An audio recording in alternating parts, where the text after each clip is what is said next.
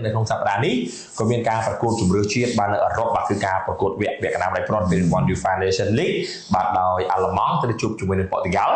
បាទខណៈដែលអេស្ប៉ាញត្រូវប៉ះជាមួយបារាំងគេថាគូសងសឹកចាស់នៅយូរ៉ូបាទប៉ុន្តែអ្វីដែលគួរចាប់អារម្មណ៍គឺអាល្លឺម៉ង់ប៉ះប៉ូទុយហ្គាល់នឹងកំពុងតែមានបញ្ហាតាក់ទិនជាមួយនឹងកីឡាដ្ឋានបាទដោយសារតែការប្រកួតរបស់ក្រុមជម្រើសជាតិអាល្លឺម៉ង់គឺលេងតែនៅទឹកដីរបស់បាយ័នម្លេចទេបាទលេង Arena ប៉ុន្តែថ្ងៃដែលលេង Champions League នេះបាទសូមលីងចូលទៅចោះ fan របស់ប៉ារីសកាត់ស្មៅទៅអស់បាទគាត់គាស់ស្មៅទៅអស់លីងហ្មងបាទមិនដឹងថាគាត់យកអីមកគាស់បាទដុំដូចដីកុហកអញ្ចឹងបាទដូចផ្លូវខូចអញ្ចឹងគាត់គាស់ទៅខ្ទេចបាទដោយសារអីគឺគេហៅថាស្មៅប្រវត្តិសាស្ត្រដែលប៉ារីសឈ្នះគាត់គាស់ទៅអស់ហើយអូយកទុកតាំងបាទគាត់យកទុកតាំងហើយសំខាន់គាត់យកទុកលក់បាទស្មៅនេះ10ឆ្នាំ20ឆ្នាំក្រោយលក់បានខ្លះបាទគាត់គាស់ទៅហើយបាទស្មៅថតមកដាច់ខ្ទេចអស់គាស់ខូងអស់លីងឃើញតែដីគាស់កាត់ខ្ទេចអស់លីង fan ថតចូលមកនៅរកគេមានតែជំនឿហ្នឹងដែរណា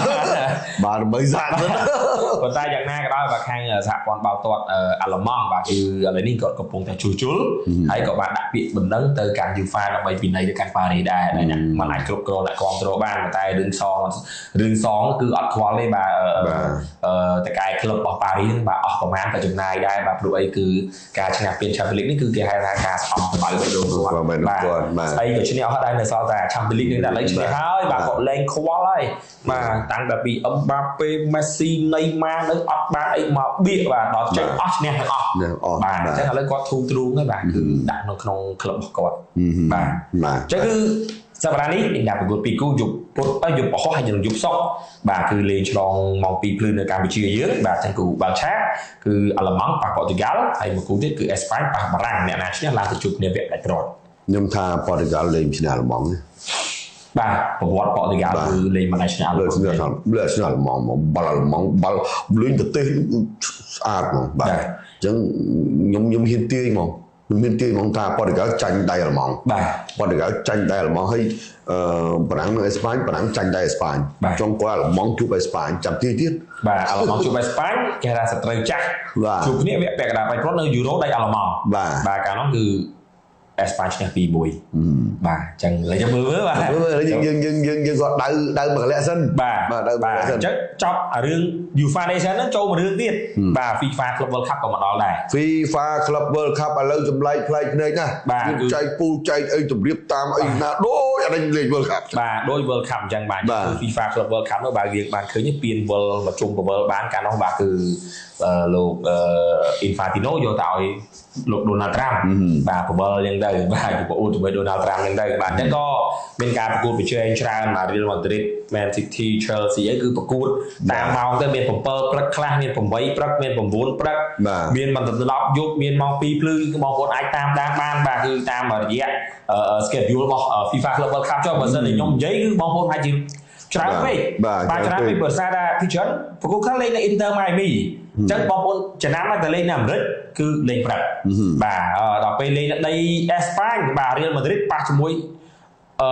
ក្លឹបផ្សេងនេះលេងម៉ោង2យប់បាទទឹកដីអេស្ប៉ាញម៉ោងផ្សេងយ៉ាងទៅបាទអញ្ចឹងគឺមានការប្រកួតជាបន្តបន្ទាប់ FIFA Club World Cup បាទកីឡាករអត់បានសម្រាកទេបាទអញ្ចឹងគឺចាប់ផ្ដើមលឺហត់តទៀតហើយបាទលេងពេលនេះចប់មួយខែអត់បានសម្រាកទេបាទគឺត្រូវតែមិត្តភាពក្លឹបជាមួយនឹងមិត្តភាពធួជាមួយបោះក្លឹបហើយចូលខែ8ខែ9គឺចាប់ផ្ដើមលេខជាបន្តបាទអញ្ចឹងខ្ញុំនិយាយមកសរុបមកវិញមកគឺវាមាន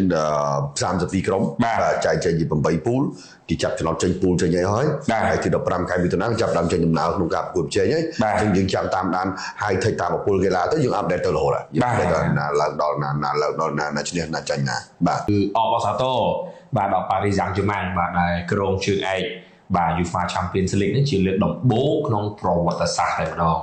បាទគឺអត់ដែលឈ្នះទេបាទក្រុមនៅបារាំងមានតែមួយក្រុមគត់ឈ្នះ Champions League គឺ Marseille បាទហើយ Marseille គឺគាត់តែងតែអួតរៀងរាល់ឆ្នាំនៅពេលដែលប៉ារីសធ្លាក់ដោយតែប៉ារីសធ្លាក់គឺគាត់អត់មានធ្វើអីច្រើនទេគាត់យកតែពានគាត់ចាប់ថតទៅមុខ start ដាក់ថាក្លឹបតែមួយគត់ក្នុងប្រវត្តិសាស្ត្របារាំងគាត់ទៅសេតែមួយម៉ាត់ហ្នឹងទេគាត់អត់ទៅសេអីច្រើនទេបាទគាត់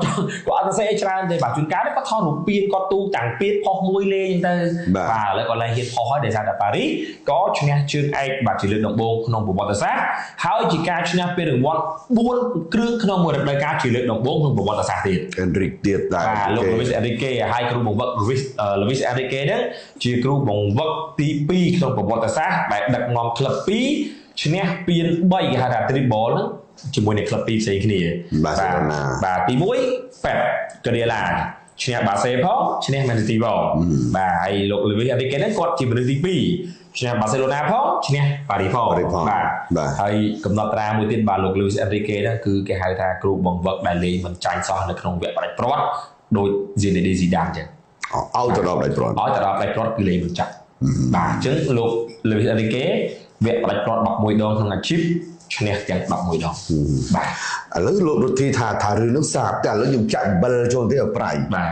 ពីព្រោះថាប៉ារីសនឹងទៅជួបស្ពឺបាទចឹងរឿងវាចា UEFA Super Cup បាទខ្ញុំធ្លាប់និយាយខ្ញុំនិយាយមើលលោករដ្ឋាភិបាលលោករដ្ឋាភិបាលខ្ញុំនិយាយថាបាល់នេះបើសិនជាឲ្យខ្ញុំទាយថាប៉ារីសឈ្នះស្ពឺពីព្រោះសំទោសប៉ារីសនឹងឈ្នះអ៊ីនទ័រពីព្រោះប៉ារីសនឹងទៅជួបស្ពឺហើយស្ពឺស៊ីប៉ារីសខ្ញុំដៅដល់កន្លែងចុងក្រោយពីព្រោះ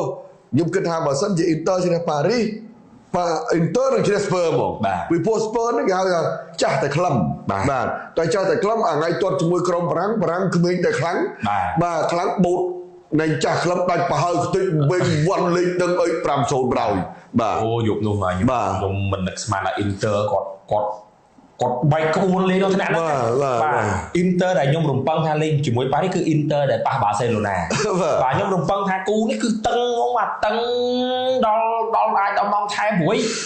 អ៊ីនទ័រលេងមនុស្សចាស់លេងការពារលេងស្អិតលេងបាល់យឺតបាទដល់តែប៉ារីសគាត់សិតតែក្មេងលេងបាល់លឿនបាទប៉ុន្តែមានអាណាបើកឆាកមកមិនទាន់បានអីប៉ារីសដាក់2បាទហើយខ្ញុំក៏គិតថាបាល់នេះគឺអ៊ីនទ័រគ្មានគីឡូអាចវាយបកបានទេព្រោះប៉ារីសណែនណាស់បាទប៉ុន្តែមានអាណាប៉ារីសមិនទប់បាទលោក Luis Enrique គាត់ប្រើធေါ်ក្តៅមិនទប់ហើយគឺបុកថែមធ្លីឲ្យ3បាន3ទៀតបាទអញ្ចឹងគេហៅថានេះគឺបំបាក់ថ្មរបស់អ៊ីនទ័រតែម្ដងបាទហើយអ៊ីនទ័រក៏មិននឹកស្មានដែរហើយការប្រកួតនេះគឺជាការប្រកួតវគ្គផ្ដាច់ព្រាត់ដែលគូប្រកួតប្រជែងបរាជ័យច្រើនគ្រាប់បំផុតនៅក្នុងប្រវត្តិសាស្ត្របាទគឺ 5-0 បាទហើយសម្រាប់វគ្គផ្ដាច់ព្រាត់ដែលមានការវាយបកនាំមុខលើសពី2គ្រាប់ហើយវាយបកឈ្នះវិញគឺមានតែមួយក្រុមគត់គឺ2005គឺ Istanbul បាទនៅពេលដែល AC Milan នាំមុខ Liverpool 3 Liverpool វាយបកវិញបាទហើយការវាយបកដ៏អស្ចារ្យដែលស្ទើរតែមិនគួរឲ្យជឿចង់មកគឺមានតែមួយគត់ឆ្នាំ99 Man U វាយបក2ទៀតដល់5នាទីស៊ី3ម៉ានិចលើកទៀតបាទអញ្ចឹងគឺអត់ងាយមានតែក្រុមណាវាយបកបានទេបាទអញ្ចឹងគឺថ្ងៃនោះបាទ Inter បាទគឺបាក់ទៅតែម្ដងបាក់ស្បាតទៅតែម្ដងធ្លាប់មានមករសជាតិដែរចាំបាននេះទីកាល Liverpool ជួប Real Madrid ឆ្នាំ2022បាទ Real Madrid បើកឲ្យ Liverpool បុកមកសបាយបុកមកសបាយលេងយ៉ាងម៉េចលេងទៅអាយេទប់ឲ្យជាប់ចុងក្រោយ Valverde វាយផ្លូវរាវមកខាងណាដូច Benzema Vini JR បាទមួយពឹងចូលចប់នេះហើយ Liverpool បុកឡើងស្អែកបាទនឹងគាត់ថាលើករឿងរ៉ាវខ្លះពាក់ព័ន្ធជាមួយនឹង Champions League អញ្ចឹងខ្ញុំទាយថា Paris ជួប Spurs Paris នឹងស្ពៃបោះ Spurs នេះគេយកពាក្យខ្ញុំទៅត្រូវ បាទ